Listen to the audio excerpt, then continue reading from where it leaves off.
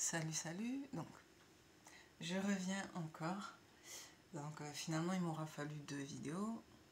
Et après, j'arrêterai, je parlerai d'un autre sujet, je pense. Un autre jour. Hein. Donc là, maintenant, j'ai parlé un peu encore de ma vie et un peu de cette femme noire béninoise qui m'avait inspirée de par son parcours, ce qu'elle vivait et tout. En gros, grâce à elle, j'ai beaucoup souffert moi aussi pendant cette période parce que je me cherchais. Pendant qu'il y avait des amis, enfin, je voyais des gens de mon âge faire des soirées ciné, des booms et tout. Et moi, j'étais là, je gardais des enfants, j'ai des mamans célibataires. C'était pas facile, hein. Mais moi, quand même, c'est vrai que j'ai vraiment commencé à profiter de ma jeunesse que vers le début de ma vingtaine. Vers mes 21, 22. Parce que entre mes 15 et 20, je me suis beaucoup cherchée, je cherchais à avoir des jobs d'été et tout pour avoir de l'argent de poche, pas trop embêter ma mère. J'aidais beaucoup, tu vois, genre les enfants de nos grands frères, nos belles-sœurs, des tantes. Donc moi j'ai pu vraiment commencer à profiter de mon côté jeune femme que vers mes 21-22. Parce que en plus c'était pile au moment où j'étais dans les études aussi, donc laisse tomber le nombre de toutes les questions que je me suis posées sur la vie, les enfants, tout ça, plein de questions. Et d'ailleurs, c'est à partir de ce moment-là, parce que quand on était ado, je me rappelle, on faisait souvent un jeu. Après, je parle de voyage d'expatriation. Mais je sais pas s'il y a des filles qui se rappellent d'un jeu où on dessinait un rectangle comme ça, où on mettait notre âge, on mettait un âge, l'âge idéal. Et moi, je mettais souvent 19 ans et j'avais des copines qui mettaient 20, 22, 18. Et on prenait cet âge-là et on mettait 3 pics de chaque côté et un pic dans les coins. Je vous montrerai un dessin après. Et en fait, il y avait la catégorie enfant, nombre d'enfants, type d'homme qu'on aurait, type de voiture, type de maison, pays dans lequel on vivrait. Et ça, c'était pour la vie qu'on voulait avoir plus tard. Enfin, il y en avait un qui était spécial vie rêvée, idéal, mariage, tout ça. Et on mettait 4 ou 5 catégories avec 3 branches de ce qu'on allait avoir. Il y avait celui-là pour la vie, il y avait celui-là pour les petits amours, nanana. Il y en avait un qui était un peu sexuel, où on mettait l'âge où on allait perdre notre virginité, nanana. Et moi, je mettais souvent 19 ans. Bon, bref. En gros, je disais que vers 19 ans, j'allais tester plein d'hommes jusqu'à trouver le bon. J'ai rien fait de tout ça. C'est Dieu qui a voulu. C'est pile l'âge où j'ai découvert l'islam et j'ai rien fait de tout ça. Je me suis dit non, je vais viser le meilleur gars possible, me marier avec lui. Mais bon, comme tout le monde, j'ai expérimenté, j'ai flirté avec des gens alors que je voulais pas forcément. Mais il y a des hommes qui sont des forceurs, donc malheureusement j'ai pas eu trop le choix. Mais en gros, on faisait souvent ce jeu-là où on mettait notre âge avec des tirés, on mettait ce qu'on voulait avoir plus tard et tout. Et après, on prenait cet âge et on comptait 1, 2, 3, 4, jusqu'à 20. Et en fonction, on barrait des trucs. Oui, en fait, on comptait à chaque fois en fonction des catégories pour faire des éliminations. Et à chaque fois, il restait un mot de chaque catégorie. Et ça définissait la vie qu'on allait avoir. Et moi, ça mettait souvent Barcelone, 3 enfants, un 4x4 parce que j'aimais bien le 4x4 ou le Mini Cooper. Mariage avec... souvent on mettait soit des célébrités ou soit les types d'hommes qu'on aimait bien. Voilà. Donc je vais m'arrêter là, mais je sais plus comment ça s'appelait ce jeu. Et après moi j'avais acheté un livre aussi, un peu de numérologie, voyance et tout. Et j'avais vu qu'avec les lettres de nos prénoms et nos dates de naissance, on pouvait avoir des indices sur nos traits de personnalité, ce qu'on allait faire plus tard. Et sur le type d'homme qu'on allait avoir aussi. Et j'avais eu un peu des indices sur tout ça. Mais bon. Et je m'amusais à faire ça quand je tombais amoureuse d'un gars et tout. Mais c'était pas facile. Parce que déjà, Rémi Orlier, ça tombait pas juste. Il y avait d'autres hommes après que j'avais aimé. Oh là là, je sais pas si je dis son nom. Bon, il y avait un gars comme ça que j'aimais bien, il s'appelait Moïse. Non, pas Moïse, Arona. Et il avait un petit frère qui s'appelait Moïse. Et en fait, c'était des métis franco-sénégalais. Et j'avais remarqué que c'était que nous et eux, je crois, on faisait partie des seuls noirs de notre quartier, parce que voilà, notre mère, elle voulait plus habiter au Mirail, elle a voulu habiter vers la Terrasse. C'est un endroit qui est un peu à côté de la campagne, Montaudran, Saint-Orens et tout, pour ceux qui connaissent Toulouse. Et en gros, c'était des gars métis comme ça, et c'était parmi les seuls noirs de leur bande aussi. Hein. Avec, il y avait eux, il y avait un malgache qui s'appelait Tilavo, il était trop mignon. Il était trop mignon, franchement. Et il traînait avec des Italiens, des Espagnols, il y avait un gars entier aussi comme ça, Camille, un truc comme ça. Et Camille, c'était un moitié congolais, moitié martiniquais. Lui, il m'embêtait tout le temps. Comment il nous embêtait, oh là là. Je te jure, par exemple, bon, non mais franchement, quand même au collège, le genre de blague qu'il nous faisait, il disait, t'es bête, hein. Enfin, en gros, il nous chambrait, mais en même temps, vas-y, tu peux me passer une feuille, nanana. En fait, en fonction de leur humeur, soit ils nous embêtaient, soit ils rigolaient avec nous. Sinon, des fois, ils faisaient des trucs genre, tu sais, toi, t'étais là en cours, tu notais tes cours et tout. Eux, souvent, ils étaient derrière. Hein. Il y avait toujours une période, au moment du cours, il y avait des gars, ils prenaient leur gilet et ils étaient comme ça. Bon, je vais pas rentrer dans les détails, mais en gros, ils faisaient des trucs bizarres des fois. Et nous, on n'aimait pas se mettre devant parce qu'on sentait qu'ils faisaient des trucs bizarres. Et c'était horrible. Parce que des fois, ils étaient là. Psst, psst. On se retournait, ils étaient là. Oh non, franchement, moi, quand je voyais ça, j'étais là, mais oh là là, on est en cours ou on est en... Bon, bref. En gros, ils aimaient bien nous embêter comme ça. Et c'était horrible parce que ils étaient amis avec Arona, tout ça. Et moi, à un moment, j'étais tombée amoureuse d'Arona, en fait. Voilà, on se crède. Et je l'ai rajouté sur Facebook et tout. Pendant un an, j'ai été amie avec lui. Et j'étais trop amoureuse de ce gars. Et je crois qu'il avait compris. Parce qu'en fait, c'était horrible. Parce on habitait dans le même quartier. Donc des fois, il me croisait, mais pas au bon moment. Parce que des fois, il me croisait au moment où moi, je devais par exemple, sortir avec mon petit-neveu pour qu'il aille au toboggan. Et donc, limite, j'étais en mode... Limite un peu pyjama. Et j'étais là, je surveillais mon neveu. Et eux, ils étaient là, j'étais là. Oh my god, j'espère qu'on va me voir.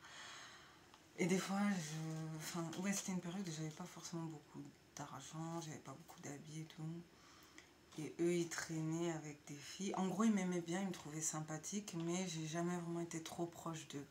Un jour, ils m'ont appelé, ils m'ont dit viens, viens, mais j'avais trop honte, j'étais trop gênée. Et j'étais attirée par lui aussi parce que j'avais le même goût de musique que lui. On était gémeaux. Bref, il y avait trop de choses que j'aimais chez lui. C'était horrible. J'ai eu une longue période. Et lui, en plus, il était comme son petit frère. Son petit frère, il était mignon, mais il était en mode bad boy. Et lui, il était comme son petit frère, beau, charmant et tout. Mais il était moins bad boy, donc c'était horrible. Et il avait 2 ans de plus que moi. Donc, limite, pour moi, aller de mes 16 à mes 18 ans, je rêvais de sortir avec lui, en fait. Genre, bon, maintenant, c'est fini, hein. On se calcule plus, on s'est enlevé et tout. Mais c'est vrai que j'ai eu une période où c'était vraiment l'homme idéal pour moi. Mais malheureusement, il ne me calculait pas. Et voilà, hein, j'étais là, joyeux anniversaire, nanana, il ne me calculait pas. Et c'est vrai que c'était une période où j'avais pas grand chose pour me mettre en avant. Et je voyais, ils étaient amis avec des filles de notre lycée qui étaient bourgeoises en fait, parce qu'on habitait dans un quartier bourgeois. Et c'était dur parce que c'était pas n'importe quelle fille, hein. Souvent c'était des italiennes, espagnoles et tout. Ouais, il y avait une période où les brunes, comme ça, même jusqu'à maintenant, elles étaient très à la mode. Voilà, hein, c'était la période Kim Kardashian, Monica Bellucci, tout ce que vous voulez. Donc les italiennes, espagnoles, elles étaient graves à la mode en gros. Et moi j'étais là, j'avais pas d'argent en poche, j'avais rien. Je mettais tout le temps les mêmes habits. Des fois j'essayais de faire des coiffures et tout, mais bon voilà quoi. Mais bon, ça fait partie de mon parcours, mais bon voilà quoi. Je voulais juste raconter ça vite fait. Et oui, il y avait une fille comme ça qui était eurasienne. Elle était magnifique. Vraiment. Elle était magnifique, elle avait de longs cheveux noirs comme ça. Et elle s'appelait Mélodie, je crois. Ouais, Mélodie. C'est vrai, il y a beaucoup d'Asiatiques qui s'appellent Mélodie. Et elle avait trop de la chance parce que enfant de riche, tous ses potes c'était... Mais vraiment tous les gars de la bande là c'était ses potes. Parce qu'il paraît elle avait des bons résultats. Et moi quand je voyais ça je me disais vas-y. Je m'auto-disqualifiais. J'avais même plus envie d'aller les voir et tout parce que je me disais, mais non, mais je peux pas rivaliser avec ce genre de personnes, c'est mort. Et c'était une période qui était très difficile, hein, franchement. Et je sais pas pourquoi, avec cette fille, on se croisait, mais on s'est jamais parlé. C'est trop bizarre. Je sais pas pourquoi. Et pourtant, on avait des amis en commun, mais on s'est jamais parlé. Et un jour, on était un peu à côté comme ça, et je sais pas pourquoi elle était restée comme ça. Et j'étais un peu triste parce que je me disais, mais pourquoi elle est froide? J'étais simple, j'étais pas maquillée et tout, et je sais pas pourquoi elle était froide comme ça. Bref. Et c'est là que j'ai compris que, ouais, entre femmes, filles, tout ce que tu veux, il y a de la rivalité. C'est-à-dire que même si une fille n'est pas belle, ou elle n'est. Tu sais, elle était consciente que j'avais moins d'avantages qu'elle, mais elle me voyait comme une menace. Parce qu'elle savait que peut-être, si je m'arrangeais et tout, je pourrais faire concurrence. Mais même quand j'ai eu des moyens et tout, après je suis partie, genre j'avais honte. Hein. Je me suis éclipsée et j'ai préféré garder ça dans un coin de ma tête en fait. Bref, un petit aparté. Et donc en gros, le jeu là, je sais plus comment ça s'appelle, comment il s'appelle, mais bref, en gros, on aimait bien jouer à ce jeu. Et malheureusement, ça s'est pas vraiment passé comme on voulait en gros. Mais pourquoi je parlais de ça, je me rappelle même plus. Bref. Donc en gros, moi, en gros, à partir de ce moment-là, je commençais à me poser des questions. Est-ce que je me vois vivre en France? Est-ce que nanana. Donc en gros, moi, ça fait depuis le début de ma vingtaine, en fait, que plus j'ai été libre, plus j'ai gagné de l'argent et tout, plus je faisais des études et plus je me remettais en question sur tout. Voilà, voilà. Et j'ai rencontré d'autres personnes aussi. J'ai rencontré une Tahitienne aussi avec qui on s'entendait très bien. Elle m'a parlé, enfin on a parlé de plein de trucs. Moi je lui ai parlé un peu de l'islam, de mes origines et tout. Elle m'a parlé de Tahiti, nanana. En fait j'ai rencontré plusieurs personnes qui m'ont donné envie de voyager, je sais pas pourquoi. Je sais pas pourquoi, bref. Et donc voilà, je suis tombée sur les vidéos de Kublai. Et bizarrement, on a visité un peu les mêmes endroits, Croatie, Dubrovnik, Thaïlande et tout. Et moi, j'avais oublié de dire que j'avais trop aimé la Thaïlande. Mais vraiment. Genre, même si j'étais déjà partie au Congo-Kinshasa à l'âge de 10 ans, j'avais trop aimé la Thaïlande. Je voulais pas partir, genre. Même si je voyais les inconvénients qu'il y avait, ouais, c'était vraiment comme en Afrique. Hein. Euh, Après, niveau corruption, on n'a pas vu trop de corruption de vol ou quoi, mais j'ai vu des jeunes qui se faisaient un peu exploiter, qui étaient sous-payés et tout. Et mais en tout cas, au niveau des temples et tout, il y avait trop de choses là-bas, il y avait trop de choses à découvrir. Et comme je vous ai dit, Sukhothai avec le lac avec plein de trèfles à 4 feuilles. Et moi, pour moi, ça a été une révélation. Je me suis dit, waouh! Pardon. Et voilà, je voulais même dire qu'en gros, moi, je trouve. Enfin, j'ai une petite préférence pour les pays du Sud, je suis désolée. J'avoue, j'ai plus envie de. Mis à part le fait d'aller vivre en Tanzanie, euh, franchement, les pays que j'aimerais le plus visiter, s'il n'y a pas des problèmes de frontières, Covid, tout ça, l'Égypte, Madagascar, Cuba, l'Inde et j'en oublie un autre. Peut-être le Brésil aussi. En gros, des pays où vraiment où il s'est passé des choses très marquantes. Et je dirais en Europe, je vais pas faire de discrimination. Dans le Nord, allez, pourquoi pas l'Angleterre ou l'Irlande, un truc comme ça. C'est un pays qui est vraiment très différent de l'Europe de l'Ouest. Parce que moi, ce qui m'intéresse quand même, c'est de voir des cultures différentes. Et l'Australie, bien sûr, l'Australie aussi. En gros, soit l'Australie, soit la Polynésie, un des deux. Mais, enfin, c'est à côté. Bon, bref. Mais j'avoue, moi, j'ai une préférence pour les pays du Sud, en gros. Et c'est pour ça que je comprends pas des gens comme Hamid et tout, ou Serge Anango, qui vraiment, ils voient que par l'Occident. Après, ils ont le droit, mais je trouve que c'est chaud quand même, parce que je sais pas, moi j'ai bien aimé la Grèce, la Croatie et tout. Je suis très reconnaissante envers le. Enfin, je serai toujours reconnaissante envers le fait que grâce au passeport français, papier et tout, et à l'entreprise de ma mère, j'ai pu visiter ces pays, des monuments et tout, j'oublierai jamais. Mais c'était souvent des îles et tout. Mais j'avoue que j'ai trop aimé les pays du sud en fait. Genre l'ambiance, les couleurs, la nourriture épicée.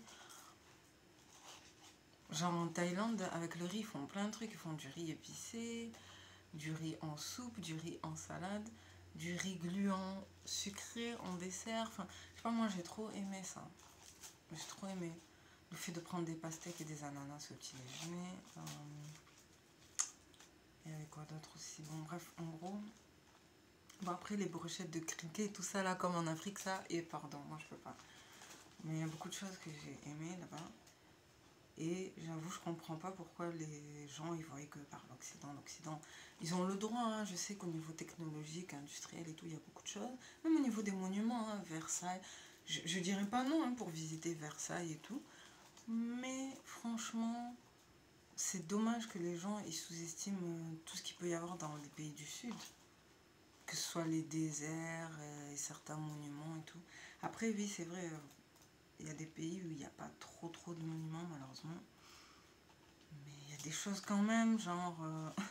voilà, et par exemple, voilà, allez, pour récapituler, moi, tu me proposes un voyage, tout frais payé, tout ça, à 200 € au Japon ou en Corée du Sud, ou un voyage à 1000 € en Thaïlande où va falloir payer quelques trucs, et mais moi, sans hésitation, je choisis la Thaïlande, en fait. Mais vraiment. Je choisis la Thaïlande.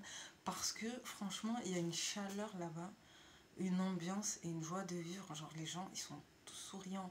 Même ceux qui souffrent et qui galèrent, qui sont là, vous voulez de l'eau, ou je sais pas, les tchouk-tchouk là, nanana, tu sais, les petites voitures qui sont faites en canettes, en plastique et tout.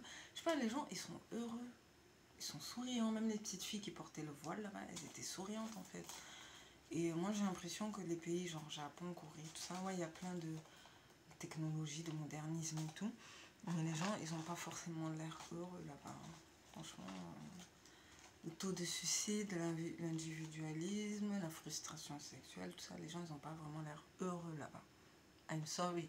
Et pour moi, parmi les critères qui font qu'un pays est riche ou, euh, ou même les pays où il fait bon vivre, nanana, l'ambiance, nanana, ben, pour moi, parmi les critères pour choisir un pays, il y a aussi euh, l'ambiance, l'humeur, la mentalité, ouais, le taux de bonheur des gens, en fait, tout simplement.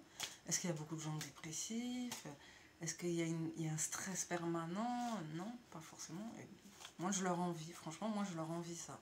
En tout cas, je leur ai envié ça. Je leur ai envié cette sérénité, cette tranquillité qu'ils avaient. Mis à part le fait que, voilà, ils peuvent pas forcément boire parfois l'eau du robinet parce qu'elle est moins bien traitée et tout. Ils sont obligés à chaque fois d'acheter de l'eau et tout. Oui, il y avait pas mal d'inconvénients, mais beaucoup de bonnes choses. Et aussi, moi, je me suis pas sentie trop dévisagée en Thaïlande. On me regardait pas trop mal ou de travers, on me regardait pas comme une noire, nanana. Alors que par contre, comme je vous avais dit, en Grèce et en Croatie, c'était partagé. Des fois, il y avait des gens qui étaient un peu froids. Genre, ils n'étaient pas trop habitués à avoir des noirs en mode touriste. Voilà. Donc, ils se demandaient si on était des noirs ou des immigrés, je pense. Si on était, pardon, des immigrés ou des touristes, je pense. Mais nous, il n'y a pas de problème. Hein, quand on était dans des hôtels et tout, on rangeait les choses. Voilà, quand c'est vraiment, on a beaucoup aimé visiter des choses et tout. Et comme je vous avais dit, quand j'étais en Grèce, le seul truc qui m'a pas plu, c'est quand on était à la McDo. Bon, après, on n'était pas obligé d'aller à la McDo. D'ailleurs, moi, je disais à maman, venez, on va dans les restaurants grecs et tout. Mais bon, comme Gloria, elle aime trop les steaks et frites, comme Anaya, hein, la petite aussi. Non, franchement, ma soeur, elle aime tellement les steaks et les frites et les hamburgers et tout. Moi, je suis plutôt nourriture épicée, je sais pas moi, exotique, asiatique, caribéenne, tout ce que vous voulez. Même, allez, la paella, j'aime trop la paella, j'aime trop les nems, j'aime... En fait, j'aime trop les trucs épicés, avec du goût. en gros. Et elle, Gloria, elle est plutôt frites, steak, viande, nanana. Donc on est parti au McDo de Grèce, pardon, à un McDo de Grèce, à Athènes, alors qu'on aurait pu aller à un restaurant grec, quoi.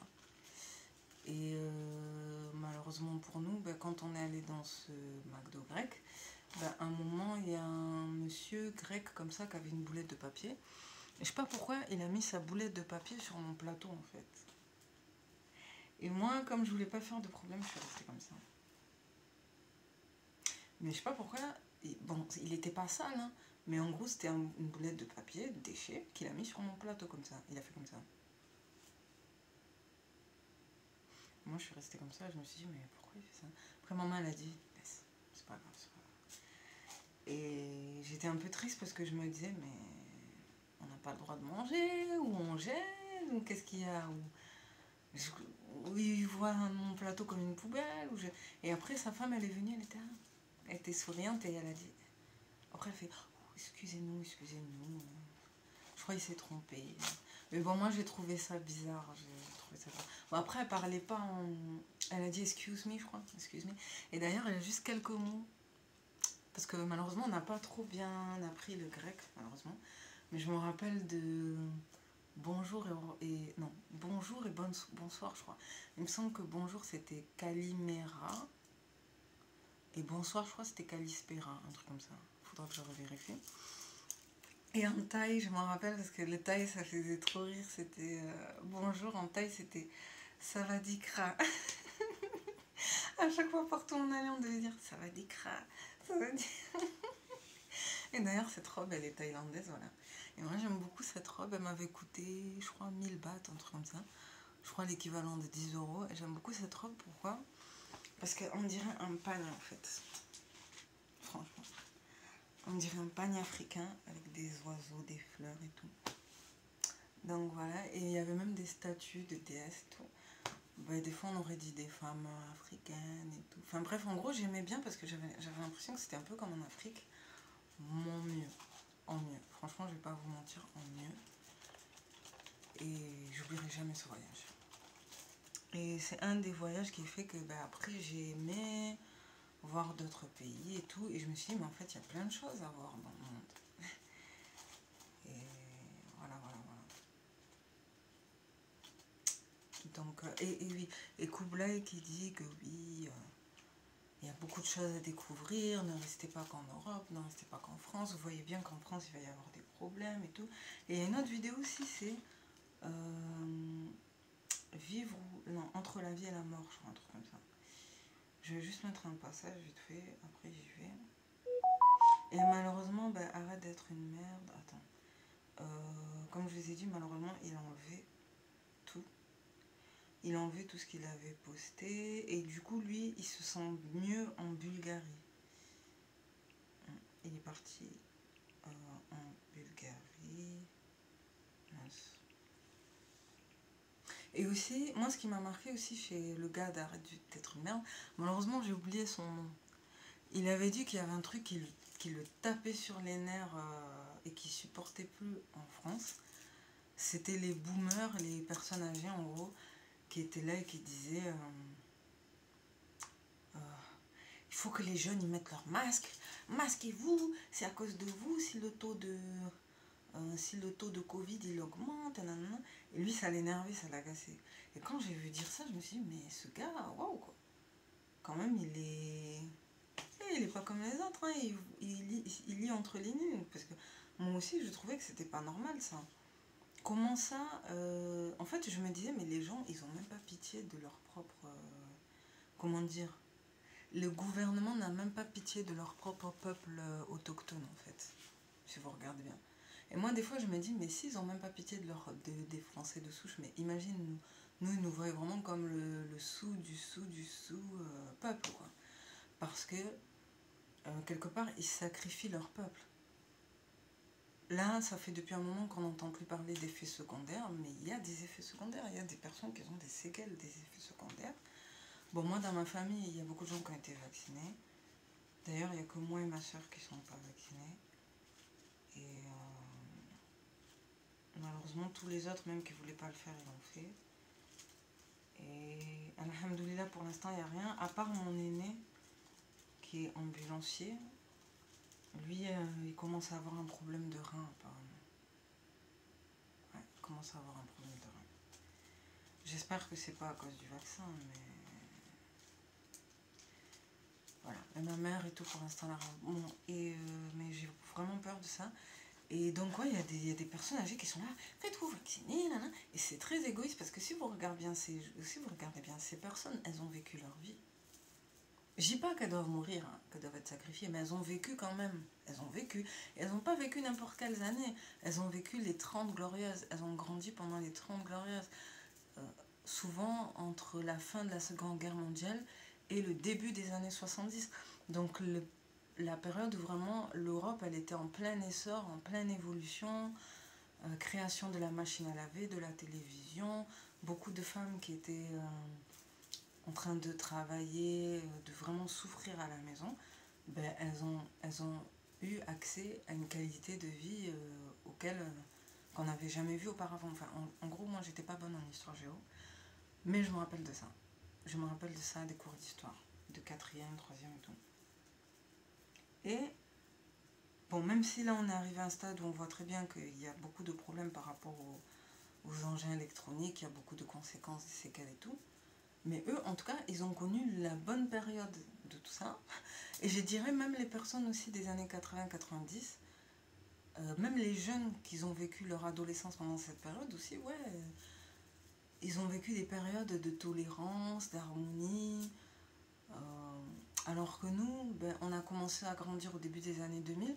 Donc nous, encore ça va parce qu'on a pu voir avant Internet et après Internet. Donc on savait utiliser Internet de manière modérée.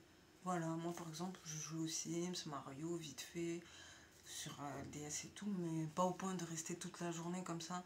Moi j'ai vu des enfants, toute la journée ils étaient là, et limite ils se lavaient même pas, ils mangeaient même pas. Après niveau concentration à l'école c'était catastrophique. Donc génération sacrifiée, hein, surtout les 2000, alors là les 2000 laisse tomber.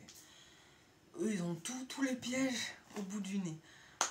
Les addictions, les tablettes, internet, tout ça, les ondes, le fait d'être non-binaire, bisexuel, il y en a qui savent plus s'ils sont des hommes ou des femmes. Après, c'est pas grave en soi. Les gens sont libres de se sentir comme ils veulent, mais ils sont perdus. Il y en a qui voient aucun mal à se faire stériliser. Il y en a qui sont pro-féministes. Il y a tout. Les 2000, vraiment, ils ont tout. Ils se prennent tout. Ils ont été privés d'une partie de leur jeunesse. C'est difficile.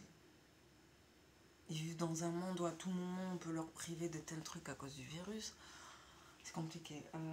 Donc c'est vrai que, tu vois, les jeunes ils sont en train de subir ça parce que même moi je me dis quand même, j'aurais expérimenté, j'ai fait des sorties, j'ai fait des soirées, voilà, j'ai profité quand même. Mais pour les jeunes qui connaissent pas, quand t'es petit, quand t'es au collège, tu rêves de ça, t'as envie d'expérimenter. Tu sais pas encore que c'est de la merde et que c'est une perte de temps. Et que moi, les meilleurs moments que j'ai eus, c'était des sorties, des promenades, des voyages, des sorties à la bibliothèque, à la médiathèque, au musée, tout ça. Mais eux, ils sont jeunes, ils veulent s'amuser, ils veulent fêter. Sachant que quand tu vas en boîte, t'es fatigué, surtout quand t'es une fille. Hein. T'es fatigué, t'as mal au dos, t'es resté debout toute la soirée, nanana. Tu pues la cigarette et l'alcool alors que t'en as même pas consommé parfois. T'as des hommes qui sont venus, nanana. En gros, aller en boîte, c'est pas terrible. À la limite, moi, là, maintenant, ouais, je veux bien aller dans des bars, dansants, restaurants et tout, mais là, en boîte, c'est mort, en fait. C'est mort. La boîte et tout, là, c'est mort. Franchement, et les jeunes, malheureusement, il y en a qui veulent aller en boîte. Et là, bon, on n'en parle plus, mais il y avait une période où il y avait des piqûres par surprise, sauvages et tout. Vraiment très, très bizarre, hein, ces histoires de piqûres. Et donc, lui, il avait dit, attendez, il est là, hein. Il avait dit que ça l'énervait, que ça l'agaçait. Arrête d'être une merde, il est là. Bon, il a tout bloqué, mais peut-être qu'il va revenir bientôt. Il avait dit que quand il voyait des boomers parler comme ça, il avait envie de les gifler, genre il avait des envies de violence et tout. Et moi je me dis, mais c'est chaud quand même, des hommes qui sont blancs, européens, même s'ils sont pas français de souche, mais en gros, ils ont tout pour se sentir à l'aise en France. Mais ils ont un mal-être. Frustration sexuelle, les femmes qui veulent plus vraiment être des femmes. En tout cas, surtout pour ceux qui n'ont pas forcément réussi le parcours carrière, tout ça, ben, ils ont un gros mal-être en fait. À un tel point que même moi je suis là, mais je pensais que celles qui souffraient le plus c'était les femmes noires en Occident, pardon. Parce que nous on est vraiment à l'opposé, tu vois, des critères de la beauté de la femme en Occident et tout. Mais on vit avec, hein, on vit avec. Hein. Moi, vers l'âge de 23 ans, je me suis fait une raison. Je me suis dit, ok, je suis pas vraiment chez moi, je serai jamais vraiment vue comme une autochtone ou comme une blonde aux yeux bleus, mais je fais avec le moyen du bord. Mais je sais pas. J'ai eu des phases où vraiment j'étais perdue, je me sentais pas bien. Mais ouais, il y a des gens quand même, c'est chaud. Malgré ça, j'ai tenu. Je crois, moi, ce qui me faisait tenir, c'était surtout la famille, le fait de pouvoir tenter des choses. Je me disais que c'était pas trop tard, que j'avais encore la possibilité de faire des choses.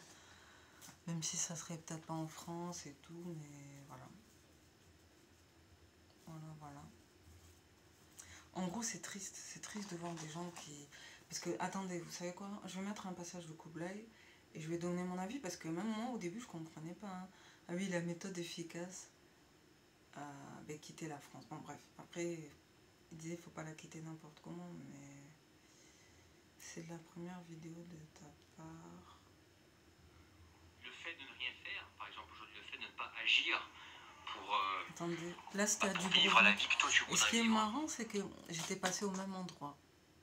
J'étais passée au même endroit, du Dubrovnik. Et c'était vraiment joli. Il y avait des magasins et tout. Bon, et pour ceux qui s'en rappellent aussi, c'était là, à partir, hein, j'avais croisé un homme américain, il était là, oh, you're beautiful, nanana. Après, il voulait que je vienne dans sa chambre d'hôtel, mais moi j'ai dit, pardon, je suis là avec ma mère, là, ma mère, elle a pété un câble, la pauvre. Parce que c'est vrai que j'aurais pu mentir à ma mère et lui dire que j'allais voir une amie ou quoi, mais je l'ai pas fait, franchement, je suis pas y allée. Parce que j'ai compris que le gars, il était bizarre après. Mais c'était trop, enfin bref. Des fois, tu rencontres des gens comme ça. Mais après, comme aussi, on a rencontré des personnes avec qui on a rigolé, on a parlé. Bon, bref, en gros, là, il est à Dubrovnik et il parle de... Peu importe tes objectifs, bah c'est déjà un choix. Du fait de tenter des choses. C'est déjà un choix, tu vois. Donc tu seras obligé de le faire, le choix. Tu as le choix entre la mort et la vie. Ou exister. Voilà, pour moi, exister ou être mort, c'est pareil. Mais vivre, ça vaut le coup, tu vois. Vivre ce que tu as envie d'accomplir, ce que tu as envie d'être.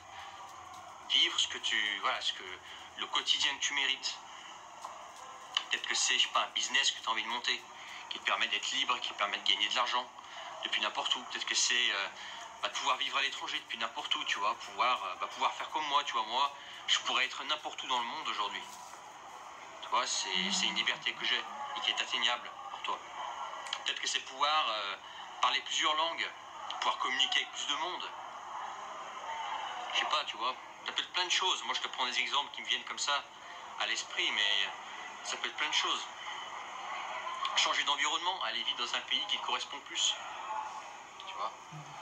Et mettre en place les actions qui te permettront d'arriver à tout ça. Voilà. Et pour ça, bah, il faut du courage, il faut se battre. Il faut se battre pour la vie. Ouais, il faut se battre pour la vie. On dirait quand même que... Moi, je me suis battu pour être en vie. Aujourd'hui, moi, je suis en vie, tu vois. Je suis vraiment en vie. Et ce n'est que le début, tu vois. Ce n'est que le début. Et déjà, je me sens vraiment en vie. Tu vois. Et moi, je voudrais que tu te sentes comme ça aussi en vie, tu vois. En fait, j'ai l'impression que... tu fasses le choix. Quand il était en France, en fait, il avait sa routine boulot-dodo. Bon, il avait un bon métier, mais c'était boulot-dodo. Et apparemment, il était avec une femme française qui lui cassait les couilles un peu. Et il a dit qu'il a abandonné tout ça pour tant d'autres choses parce qu'il en avait marre. Et en gros, c'est pour ça qu'il fait des vidéos comme ça parfois. Parce qu'être, survivre, exister dans une vie qui n'est pas la tienne, je sais pas, par exemple, un métro boulot dodo à Paris, ou être parmi des gens qui te ressemblent pas, qui te correspondent pas, dans lesquels tu te sens pas bien, bah c'est, je sais pas, c'est pas une vie, quoi. C'est pas une vie. Alors est-ce que tu es prêt à te battre? Est-ce que tu es prêt à faire le choix de vivre? Si tu veux vivre, il va falloir te battre. intéressant. Alors se battre c'est dur, tu vois. Se battre pour vivre c'est dur. Mais aujourd'hui si t'es pas satisfait de ta vie, c'est pas dur peut-être. Tu vois. Moi je pense que c'est plus dur. Et repense-y encore de temps en temps, mais je pense que c'est plus dur de vivre une vie qui ne te correspond pas. C'est plus dur de vivre une vie de merde, allez, on va le dire. Si aujourd'hui tu es malheureux, tu n'es pas content de ce que tu as, de ce que tu fais, de ce qui t'entoure, bah c'est dur. C'est dur. Alors oui, se battre pour avoir la vie que tu veux, ça va être dur aussi. Mais qu'est-ce que c'est le plus dur? Payer le prix maintenant, se battre maintenant, pour vivre ensuite. Donc là tu vas te donner à fond, tu vas te battre, ça va être dur, mais ensuite derrière tu seras en vie. Ou est-ce que tu choisis l'autre choix, qui est un choix difficile aussi, c'est-à-dire d'être dans une vie qui est dure. Oui, effectivement, tu fais pas d'efforts, mais c'est dur. Et le problème de cette vie qui est dure, dans laquelle tu fais peut-être pas d'efforts, et dans 1 an, dans 2 ans, dans 5 ans, dans 10 ans, 20 ans, elle sera pareille. Et tu seras toujours en train de souffrir pendant toutes ces années, tu vois. Ce sera toujours dur. Ce sera toujours dur dans des années. Alors que si tu payes le prix maintenant, et derrière, tu peux accéder à quelque chose de mieux, tu vois. Voilà. Et là, moi, ce que j'ai fait, j'ai payé le prix, tu vois. Moi, ça me parle totalement là. Vraiment. Je pense que je peux même arrêter là. Moi, ça me parle. Franchement, je sais pas s'il y a des gens, si ça vous parle là. Moi, ça m'a fait un déclic et je l'ai vu en avril, pile au moment où ils ont enlevé le pass sanitaire. Et je me suis dit, mais mince, pourquoi je suis pas tombée sur ça plus tôt en fait? Et je me suis dit, mais c'est vrai, parce que je vais pas vous mentir, il y a des gens qui sont bien et tout, mais pour ceux qui sont comme moi, qui sont pas encore casés, donc ils sont pas forcément obligés de rester. Souvent, les gens qui veulent rester et tout, ben, souvent ils ont des enfants, donc ils n'ont pas vraiment le choix. Mais nous, pour ceux qui sont pas forcément encore casés, on a la possibilité de tenter autre chose. Voilà, moi ça me fait peur un peu, mais je vais essayer. Franchement, je vais essayer parce que j'ai bien réfléchi. De toute façon, moi, depuis longtemps, j'avais ces idées dans ma tête. Et là, ça se confirme. Tu sais, c'est pas comme si du jour au lendemain... Non, non, non, non. Moi, ça faisait un moment que j'avais des idées d'aller voir d'autres choses, faire d'autres choses. Et quand je disais ça à l'époque aux autres, ils rigolaient, ils étaient là, mais non, mais non. Et quoique mon aîné, lui, mon grand frère, lui, le sentait que j'allais faire des choses que les autres n'ont jamais fait. Et enfin, il le sentait que peut-être j'allais vouloir tenter des choses un peu risquées. Mais parce que vraiment, moi, je ne me voyais pas faire comme tout le monde, boulot, dodo, nanani. Parce que, vous savez quoi? Attendez, mon frère qui est juste avant moi, lui, c'est ce qu'il a fait. Et ce qu'il faisait tenir, surtout, c'était sa femme, en fait, sa compagne. Ils ont eu un fils ensemble qui a 10 ans. Il est très éduqué, très instruit. Il s'en sort bien à l'école, il n'y a pas de problème. Mais du coup, lui, il a supporté un travail et tout qu'il n'aimait pas forcément. Enfin, avant, il travaillait dans l'informatique et là, maintenant, il fait tout ce qui est préparation commande et tout. Et c'est chaud, des fois, il aimerait bien, il me dit parfois que des fois, il aimerait bien arrêter et partir, aller vivre ailleurs. Mais il doit s'occuper du petit. Surtout depuis qu'il s'est séparé de sa femme et tout. Mais c'est vrai que lui, il a vraiment tout fait dans la règle de l'art.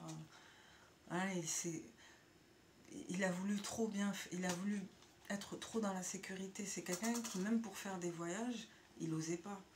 Genre, ça fait depuis qu'il est petit qu'il n'est pas retourné en Afrique et à chaque fois on lui dit, mais vas-y, vas-y. Alors, comme on est né, nous, de toute façon, on a plein de yin et yang comme ça dans la famille. Moi, ma soeur et moi, on est yin et yang.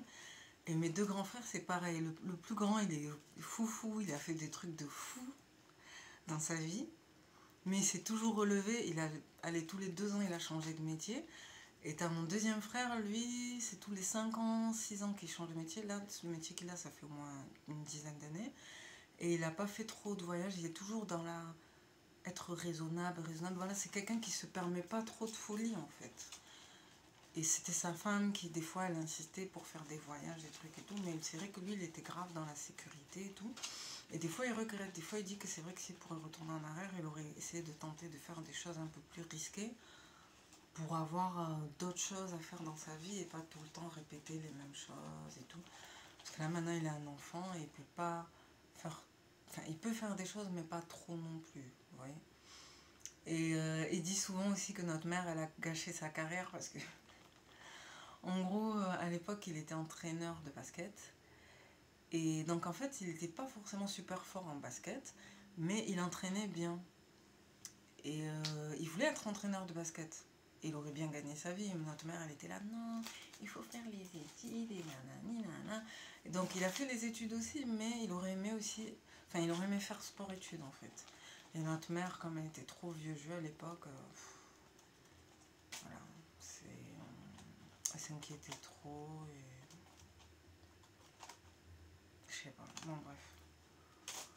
Voilà, voilà, donc en gros, pardon, juste pour dire que si vous voulez tenter des choses, si c'est pas encore trop tard, franchement, essayez.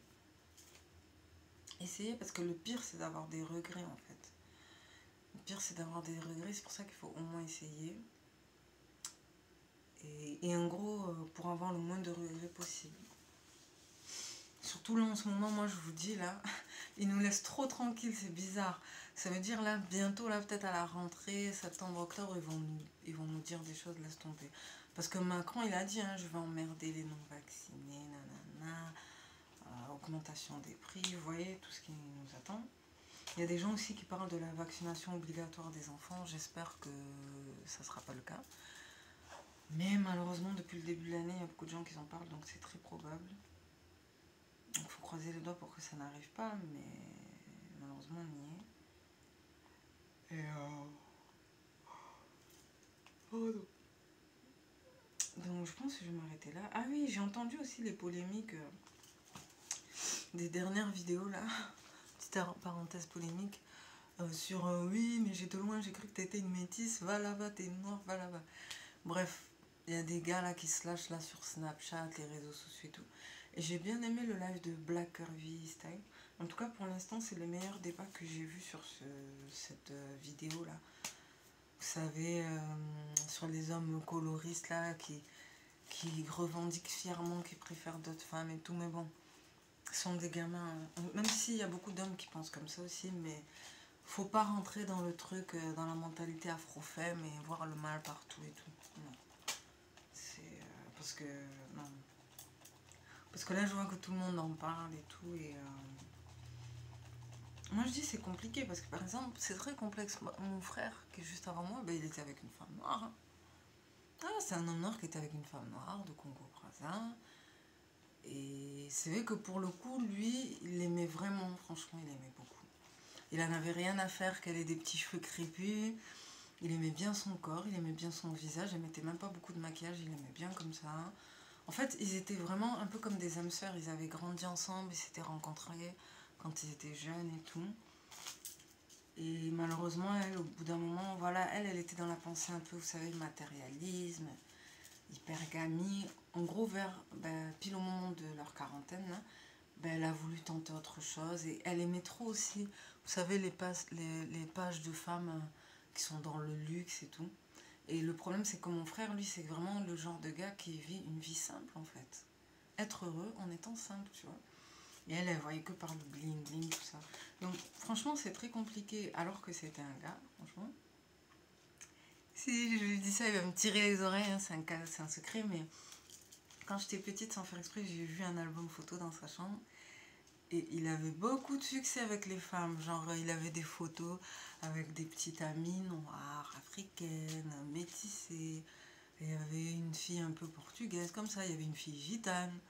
Il y avait une fille asiatique. Et j'étais là, mais il a eu beaucoup de copines quand même. Et il s'est quand même mis avec une femme noire. Vous voyez, donc, je sais pas. Hein. Et lui, il a été très déçu. Il a même essayé de se remettre avec elle et tout, mais bon, laisse tomber. Et là maintenant, et en plus elle comme elle n'était pas trop croyante, lui il est croyant, il s'est reconverti à l'islam et tout, ben là maintenant il va privilégier une femme qui est dans le dîn, hein, quelle que soit l'origine. Mais bon je pense quand même, il m'avait dit qu'il avait toujours voulu être avec une Sénégalaise et tout. Et enfin en tout cas avec une femme d'Afrique de l'Ouest traditionnelle, parce qu'il trouve que nous, au centre de l'Afrique, on est un peu flingués et tout. Bon, moi je dis ça dépend, parce que moi par exemple je suis pas trop matérialiste, mais en gros il a tellement été traumatisé par les femmes de Brazza, Congo-Brazza, que c'est mort. Voilà quoi. Bon bref, je vais m'arrêter là. Merci d'avoir pris le temps de regarder mes vidéos. Prenez soin de vous. Ciao, ciao. À plus.